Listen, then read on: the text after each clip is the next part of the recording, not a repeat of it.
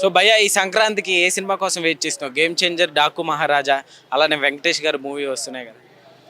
So సినిమాలు అయితే మనం 3 సినిమాలు కూడా ఎదురు చూస్తున్నాం.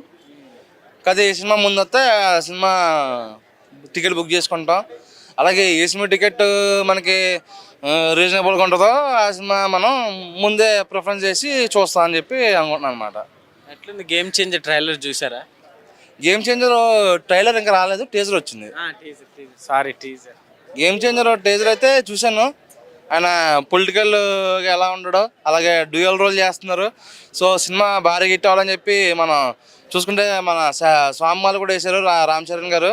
సో దాని తగ్గట్టే మన డిప్యూటీ సీఎం గారు అండ ఉంది. సో మన పవన్ కళ్యాణ్ గారు అండతో కూడా మంచి కలెక్షన్స్ కొలగొట్టబోతున్నారని చెప్పి అనుకుంటున్నా.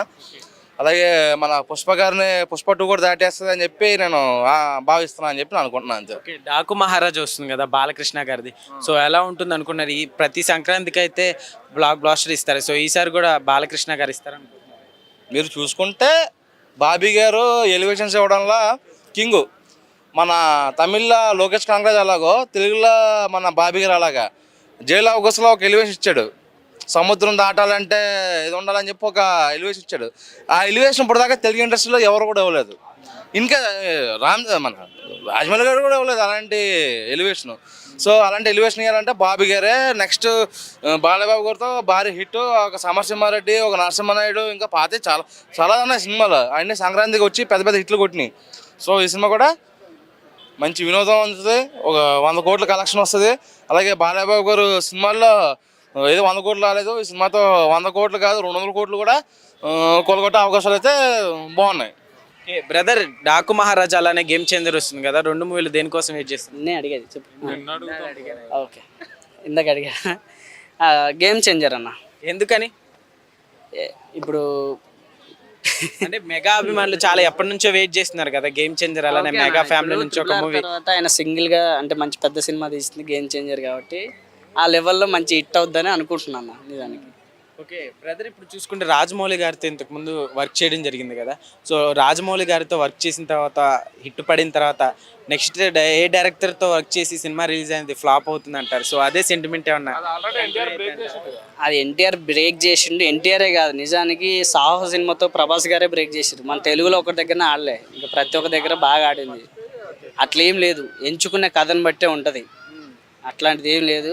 నిజానికి ఈయన కూడా గేమ్ చేంజర్ రామ్ చరణ్ గారు కూడా ఖచ్చితంగా బ్రేక్ చేస్తాడు. హిట్ అవుద్ది సినిమా.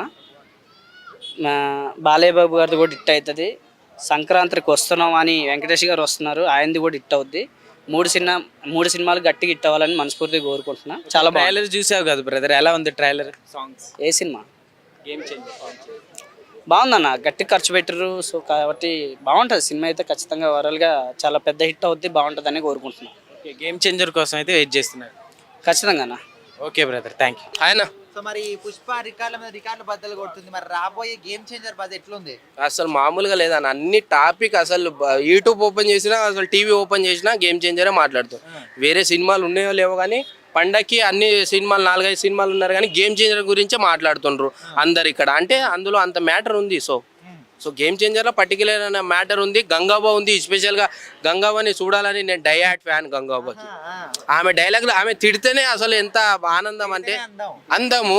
అటువంటిది ఇటువంటి ఈ సినిమాలో గేమ్ చేంజర్లో ఉండడం నిజంగా చాలా అదృష్టం మాకు. అది ఆమె కాదు, మాకు చాలా ఆతృతగా వెయిట్ చేస్తున్నాం మేము సినిమా చూడడానికి. అది స్పెషల్గా గంగాబాని చూడడానికి. ఇంకోటి గేమ్ని పెట్టి, చెస్ బోర్డుని పెట్టి తిప్పడం, వాడు ఏం చేశాడు అనడం, ఆ లుకింగ్ కానీ అసలు ఆ హెలికాప్టర్లో దిగి వస్తుంటే అసలు మామూలుగా కాదన్న. డైలాగులు వేరే లెవెల్, అసలు నెక్స్ట్ లెవెల్. పంచకట్టుతోటి రికార్డులు బద్దలు కొట్టడానికి ఈసారి పంచలు ఊసిపోయేలాగా అసలు ఆ రేంజ్లో పంచకట్టుతోటి పండక్కి బాక్స్ ఆఫీస్ని బద్దలు కొట్టడానికి పంచకట్టుతోటి రామ్ చరణ్ అన్న ముందుకు వచ్చింది. ఈసారి పంచలు ఊసిపోవాల్సింది అందరివి. మరి రామ్ చరణ్ క్యారాద్వాని జోడీ ఎట్లా అనిపిస్తుంది? చాలా బాగుందన్న, అద్భుతంగా. నిజంగా ఇటువంటి జోడీ నేను ఎప్పుడు చూడలే.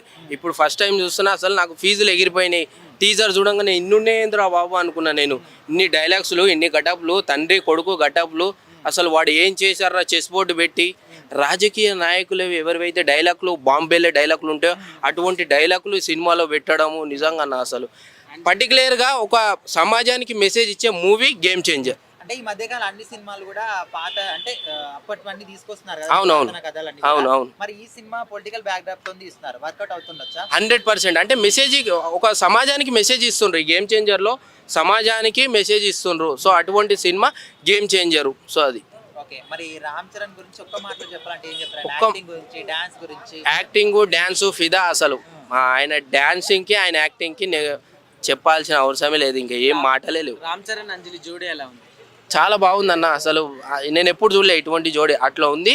సాంగ్స్ ఒక సాంగ్ విన్నా, అద్భుతమైన సాంగ్. నరాల్లో వైబ్రేషన్ వచ్చేసింది అసలు, బాడీలో నుంచి. లివర్లు ఎక్కడ ఉన్నాయో అర్థం అవ్వట్లేదు, అటువంటి సాంగ్ ఇచ్చారు నిజంగా. హార్ట్ కారిపోయింది మొత్తం, హార్ట్ మొత్తం కారిపోయింది అసలు. క్యాన్సర్ ఉంటే క్యాన్సర్ గిట్ట వెళ్ళిపోతా, అటువంటి సాంగ్ సున్నితమైన మైండ్కి ఎక్కే సాంగ్ ఇచ్చిండు. మొత్తంలో బెస్ట్ మెలడీ అంటున్నారు, అది నానా హైరానా. ఎస్, నాయనా హైరానా. ఇంకో కార్తీక్ అండ్ శ్రేయ ఘోషల్ ఈ ఇద్దరు పాడారు. సాంగ్ చాలా బాగుంది, సినిమాలో మ్యాటర్ ఉంది. ఈసారి పుష్ప 2ని బేక్ చేయాలని మా అన్న గేమ్ చేంజర్ ముందుకు వచ్చిండు. పంచగట్టుతో పంచలు ఊసేలా కొడతాడు ఈసారి. గేమ్ చేంజర్ ఖచ్చితంగా హిట్ అవుద్దని అయితే హోప్ అయితే ఉంది. అంటే గ్యారాజ్ వాణి చేస్తుంది కదా ఇందులో, వాళ్ళ జోడీ ఎట్లా అనిపిస్తుంది? ఆల్రెడీ ఇంతకుముందు చేశారు ఇద్దరు. వినయ్ విజయ్ రామ. ఆ, కాకపోతే అప్పుడు ఫ్లాప్ అయింది, బట్ ఇప్పుడు ఖచ్చితంగా దాన్ని బ్రేక్ చేస్తారు. ఆ శంకర్ కాబట్టి నాకు శంకర్ సినిమా అంటే చాలా ఎక్కువ ఇష్టం.